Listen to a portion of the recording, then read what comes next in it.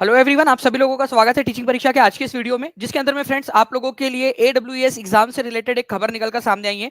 मेरे पास में प्रूफ है फ्रेंड्स। अभी थोड़ी देर पहले मैंने जो हेल्पलाइन डेस्क है उससे मैंने बात की है। मैं आप लोगों को नंबर भी दे दूंगा, आप लोग चाहो तो आप लोग भी बात कर सकते हो। मैं आपको ऑडियो भी सुना दूंगा, जिसके अंदर में उन्होंने ये साफ किया है कि जो उनके नोटिस में दिया गया है वो उसके ऊपर में कायम है।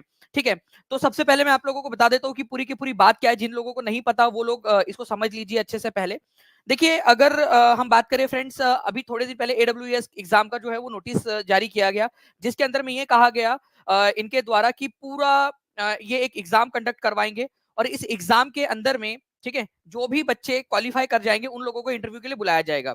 ठीक है, तो AWS की ये एग्जाम है आप लोगों की पूरी। इसको ये लोग कहते हैं OST, ऑनलाइन जो है फ्रेंड्स यहाँ पर में सिलेक्शन टेस्ट। बेसिकली ये है आप लोगों का ऑनलाइन स्क्रीनिंग टेस्ट, और ये स्क्रीनिंग टेस्ट आप लोगों को क्लियर करना पड़ता है अगर आप लोग इनके इंटरव्यू प्रोसेस के अंदर में पार्टिसिपेट करना चाहते हो तो। अब क्या हुआ यहाँ पर में जो है फ्रेंड्स, इन्होंने प्राइमरी के लिए कहा कि बीएड जो है वो भी अप्लाई कर सकते हैं। देखिए, पीआरटी के लिए है, ठीक है, पीआरटी के लिए अप्लाई कर सकते हैं और 2 साल के अंदर अंदर 6 महीने का ब्रीच कोर्स करना पड़ेगा। और यहाँ पर में उन्होंने जो डबल यहाँ पर में स्टार दिया है उसको भी हमने जब चेक किया तो उसके अंदर में भी ऐसा कुछ उन्होंने ये नहीं कहा कि सुप्रीम कोर्ट का ऑर्डर है वगैरह वगैरह। बस उन्होंने इतना कहा कि 50% वाली बाध्यता जो है वो खत्म होती है अगर आपने पोस्ट ग्रेजुएशन किया है तो। बस इतनी सी बात उन्होंने कही। उन्होंने ये यहाँ पर में पूरा साफ कर दिया। इसके अलावा जब मैंने पूरा नीचे में चेक किया आप लोगों का, ठीक है, तो जब नीचे में हमने चेक किया तो इसके अंदर में आप लोगों को नीचे में भी उन्होंने बीए जब पूरा डिटेल में एलिजिबिलिटी क्राइटेरिया दिया है उसके अंदर में भी उन्होंने सेम चीज की है। ठीक है, यहाँ पर मैं आप लोग देख सकते हो, मैं लास्ट में आप लोगों को दिखा देता हूँ कि जब एलिजिबिलिटी क्राइटेरिया वाली बात आई थी तो एलिजिबिलिटी क्राइटेरिया के अंदर में बीएड उन्होंने माना है कि बीएड जो है वो एलिजिबल है। यहाँ पर मैं आप लोग देख सकते हो पीआरटी के अंदर में यहाँ पर मैं आप को दिख रहा है यहाँ पर में कि कैंडिडेट विद बीएड और integrated BEd can also apply. ठीक है, अब यहाँ पर में सवाल ये उठता है आप लोगों का कि जो आर्मी स्कूलों के अंदर में प्राथमिक शिक्षक भर्ती के अंदर में बीएड को मान्यता दी गई है, ठीक है, 139 जो है फ्रेंड्स एपीएस है आप लोगों के अलग पूरे देश भर के अंदर में आर्मी कैंटोनमेंट की जो स्कूल है आपकी। ठीक है, अब जबकि सुप्रीम कोर्ट ने इसको जो है वो रद्द कर दिया है, बीएड को जो है वो एलिजिबल नहीं माना है, तो फिर ये लोग कैसे दे रहे हैं? और इसी को लेकर संशय की स्थिति बनी हुई थी। मैं आप लोगों को इसीलिए मैंने इनके जो हेल्पलाइन डेस्क नंबर है, मैं आपको डायरेक्टली हेल्पलाइन डेस्क भी दिखा देता हूँ पहले कि मैंने किस नंबर पे कॉल किया था। आप लोगों के मैं आपको पूरी क्लैरिटी के साथ में ही बताऊंगा। ठीक है, तो यहाँ पर मैं अगर हम लोग हेल्पलाइन डेस्क देखने की कोशिश करें, मैं यहाँ पर मैं सर्च कर लेता हूँ सिंपल सा हेल्प।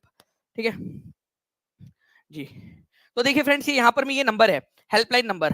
ठीक है, 0 लगा के करना होता है। अगर आप 0 नहीं लगाओगे तो वो इनवैलिड बताता है, तो 0 लगा लेना है। ठीक है, क्योंकि मैंने भी पहले बार जब बिना 0 लगाया तो वो इनवैलिड बता रहा था, फिर 0 लगा के किया तो लग गया था। तो 07969049941 इस नंबर पे मैंने कॉल किया और उन्होंने क्या कहा, ठीक है, इसके ऊपर में उन्होंने क्या कहा और क्या बात हुई वो आप पूरा सुनिए यहाँ पर में। अगर सेशन पसंद आ रहा है फ्रेंड्स, आपको लग रहा है कि आपके काम की जानकारी निकाल कर लेकर आए हैं, तो सेशन को लाइक जरूर कर दीजिएगा, चैनल को सब्सक्राइब जरूर कर लेना, क्योंकि इसी तरीके की ऑथेंटिक जानकारी आप लोगों को तो जो है हम लोग पहुंचाएंगे। फिर बाद में मैं आपको पूरा बताता हूँ कि अगर आप अप्लाई करना चाहते हो तो क्या प्रोसेस है इसकी। देखिए, ये ऑडियो सुनिए आप लोग पूरा। Help desk on hello hello AWS जी sir, good afternoon, welcome to help desk, how may I help you? Sir, जैसे यहाँ पर मैं आपका जो OST 2024 के लिए आया है उसमें बीएड को एलिजिबल माना है पीआरटी के लिए, तो उस पर सर कुछ क्लैरिफिकेशन है? जो नोटिफिकेशन में दिया है वो क्लैरिफिकेशन ही है sir. Sir actually supreme court के ऑर्डर के अनुसार बीएड जो है वो नहीं है पीआरटी के लिए एलिजिबल, इसी वजह से संशय की स्थिति बनी हुई है। नहीं सर, इसमें जो पीआरटी के लिए जो आपने नोटिफिकेशन में पढ़ा है ना सर, 21 पेज का जो नोटिफिकेशन है उसमें ही पढ़ा है ना आपने? जी जी सर, उसी में। हाँ, उसमें जो है वो ही फाइनल है सर। तो बीएड मतलब पीआरटी के लिए एलिजिबल है अभी फिलहाल की? जी जी जी जी, okay, thank you very much sir. Welcome.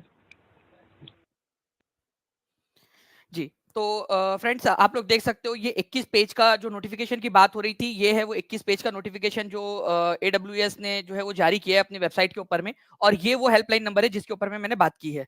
ठीक है, तो आप लोगों में से जो भी चाहे वो बात कर सकते हैं, बस 0 लगा लेना इसके सामने में या +91 लगा लेना, ठीक है, तभी नंबर लगता है, या फिर ईमेल करके भी आप लोग पूछ सकते हो। इसके अंदर में इन्होंने कहा है कि आप लोग जो है जितने भी बीएड धारी है वो अगर पीआरटी के अंदर में इस ओएसटी के अंदर में अगर जाना चाहते हो ऑनलाइन स्क्रीनिंग टेस्ट के अंदर में, तो आप लोग बिल्कुल एलिजिबल हो। और अभी जो है फ्रेंड्स कुछ भी बता नहीं जा सकता कि ये क्यों कर रहे हैं, क्या इन लोगों को कुछ अप्रूवल मिला है या किस तरीके से हुआ है, क्योंकि आप लोगों को पता है सुप्रीम कोर्ट का ऑर्डर है। फिर उसके बावजूद भी जो है ये एडब्ल्यूईएस ने इतनी जो है फ्रेंड्स यहाँ पर में बड़ी चीज अगर उन्होंने लिखी है और उनको कॉल करने के बावजूद भी वो लोग जो है इस बात के ऊपर में अड़िग है, और ये नोटिस जो है वो 10 तारीख से निकाला हुआ है और अभी तक भी उन्होंने उसके अंदर में कोई संशोधन नहीं किया है। तो ये भी नहीं बोला जा सकता कि कुछ मतलब उनके ध्यान में नहीं होगा, क्योंकि अराउंड जो है फ्रेंड्स 8 दिन हो चुके हैं इसको आए हुए, उसके बावजूद भी अभी भी वो अड़िग है इसके ऊपर में। तो बेसिकली अगर आप लोग इसको देना चाहते हो, वैसे तो फ्रेंड्स आप लोगों को पता है कि एडब्ल्यूएस की एग्जाम जो है फ्रेंड्स उसके अंदर में जब आप लोग जाते हो एडब्ल्यूएस के अंदर में, तो वहां पर में आपको इंटरव्यू भी देना पड़ता है, और इंटरव्यू के अंदर में बहुत बार ऐसा होता है फेवरिज्म चलता है, जो आर्मी जनरल्स होते हैं उनकी रिकमेंडेशन इसको रख लो, इसका इंटरव्यू क्लियर करा दो, कुछ परसेंटेज वहां पर में वो होता है। लेकिन अगर फिर भी आप लोग देना चाहते हो इस एग्जाम को, तो आप लोग भर सकते हो ताकि आपको एग्जाम लेवल पता चल सके और इसी तरीके से आप पढ़ाई कर सके। तो 23, 24 और 25 नवंबर, ठीक है, ये डेट्स रखी गई है एग्जाम के लिए, ऑनलाइन स्क्रीनिंग टेस्ट के लिए आप लोगों की, ठीक है। और इसके अलावा यहाँ पर में आप लोगों से जो है ये कहा गया है कि आप जो है जो 41 सेंटर्स बनाए गए हैं उनमें से कहीं पे भी जो है आप लोग भर सकते हो। 3 आपसे प्रेफरेंस मांगे जाएंगे। साथ ही साथ ये जो एग्जाम होंगी ये 139 जो स्कूल्स है, कैंटोनमेंट स्कूल्स होती है जो, ठीक है, उसके अंदर में आप लोग पढ़ाने के लिए एलिजिबल हो जाओगे इंटरव्यू देने के लिए, उसके इंटरव्यू के लिए। अब कितनी वैकेंसी है ये हर कैंटोनमेंट की अलग अलग जो है नोटिफिकेशन आती है, हर बार ऐसे ही होता है, वो अलग अलग निकालते हैं, ठीक है। तो मैं आप लोगों को यहाँ बता भी दूं कि जो आर्मी पब्लिक स्कूल्स है आप लोगों के, ठीक है, 139 जो है ये अपनी अपनी अलग अलग वैकेंसीज बताएंगे आपको कि हमारे यहाँ इतनी वैकेंसी, हमारे यहाँ इतनी वैकेंसी, हमारे यहाँ इतनी वैकेंसी है, ठीक है। तो ये 139 एपीएस जो है ये अलग अलग अपनी वैकेंसीज बताता है, ये याद रखना है आप लोगों ने। इसकी आवेदन की तिथि जो है वो लास्ट डेट है 25 अक्टूबर। तो जो भी बच्चे भरना चाहते हैं वो 25 अक्टूबर तक इस फॉर्म को भर सकते हैं, ठीक है। और 23-24 नवंबर को प्रस्तावित है, 25 नवंबर जो है उनका रिजर्व रखा गया है कि अगर मान लीजिए कोई भी गड़बड़ होती है 23-24 के बीच में या ज्यादा स्टूडेंट्स अप्लाई कर देते तो 25 नवंबर को उन्होंने रिजर्व रखा हुआ है, ठीक है। और 41 शहरों के अंदर में ये एग्जाम होने वाली है। तो आप लोग एक बार अगर भरना चाहो तो आप लोग देख सकते हो उसको। बाकी अगर कोई भी आपको जानकारी चाहिए तो आप लोग कमेंट के अंदर में लिख सकते हो फ्रेंड्स, आप लोगों को वो भी जानकारी जो है वो प्रोवाइड हो जाएगी। बाकी जो नंबर है, ठीक है, वो मैंने आप लोगों तक दिखा दिया है। बाकी अगर आप फिर से सुनना चाहते हो तो मैं आप लोगों को एक बार सुना भी देता हूँ, ठीक है, ये ऑडियो, ताकि आप लोग समझ ले कि बात क्या हुई है। और अगर आप खुद से कॉल करना चाहो तो भी नंबर मैंने आप लोगों को दिया हुआ है, ठीक है। इस नंबर पे आप लोग खुद भी कॉल करके जानकारी हासिल कर सकते हो, ठीक है, ताकि आपकी भी आत्मा को शांति मिल सके, तृप्ति हो सके उसकी। ओके, चलिए। तो यहाँ पर मैं आप लोग देख सकते हो ये वो नंबर है, 0 लगा देना बस आपने सामने में, या फिर +91 ही लगा दीजिए अगर आपको आता है तो, ठीक है। तो इसमें इसके जरिए आप लोग यहाँ से बात कर सकते हो। क्या बात मेरी हुई है वो मैं आपको सुना देता हूँ। Help desk. On a hello hello AWS. जी sir, good afternoon, welcome to help desk, how may I help you? Sir जैसे यहाँ पर मैं आपका जो ओएसटी 2024 के लिए आया है उसमें बीएड को एलिजिबल माना है पीआरटी के लिए, तो उस पर सर कुछ क्लैरिफिकेशन है?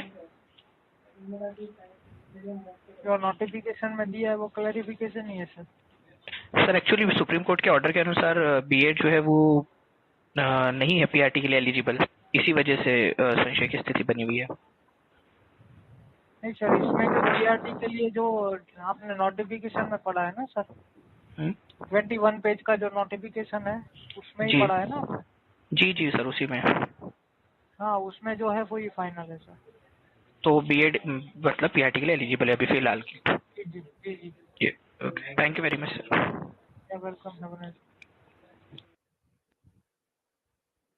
जी, तो आप लोगों ने देखा फ्रेंड्स यहाँ पर में जो भी बातचीत हुई मैंने आप लोगों के सामने पूरा का पूरा रख दिया है इसके अंदर में, ठीक है। और जो भी पूरी चीजें हैं, ठीक है, 200 नंबर का पेपर होता है इनका, और 25 जो है आप लोगों की अक्टूबर इसकी लास्ट डेट है। बाकी कोई भी चीज चाहिए 40 साल तक आप इसको भर सकते हो, 40 साल जो है इसकी एज लिमिट जो है आप लोगों की है। ओके, तो जो भी फ्रेशर है वो 40 साल की एज तक भर सकता है। ओके, चलिए, तो आप लोगों को ये बता दिया मैंने। बाकी आप लोग जो है फ्रेंड्स यहाँ पर मैं देख सकते हो, फ्रेश कैंडिडेट जो है किसी के पास में अगर एक्सपीरियंस नहीं है, ठीक है, तो वो 40 साल से कम होना चाहिए, 40 साल से कम की एज होनी चाहिए उसकी, सिंपल सी बात है। बाकी अगर मान लीजिए आपके पास में 10 साल का जो है एक्सपीरियंस है, तो आप लोगों को एज में छूट भी मिल जाती है, अगर आपके पास में कम से कम 10 साल पढ़ाने का एक्सपीरियंस है तो, ठीक है। नहीं है केवल ईडब्ल्यूएस के लिए नहीं है, ये एडब्ल्यूईएस की एग्जाम है जिसमें कोई भी अप्लाई कर सकता है, ठीक है।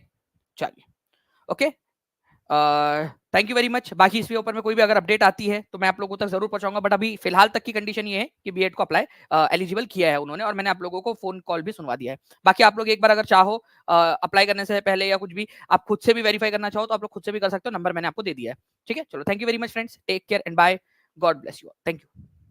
सिलेबस नॉर्मल जो आपका बाकी एग्जाम्स में होता है, केवीएस की एग्जाम्स के अंदर में जो होता है नॉर्मल वैसा ही सिलेबस है, DSSS भी केवीएस वाला जो सिलेबस होता है ना, वही नॉर्मल है आपके, वही पढ़ाई के अंदर में इसका भी हो जाता है, ठीक है। तो उसमें कोई भी दिक्कत वाली बात नहीं उसमें, ठीक है। Thank you.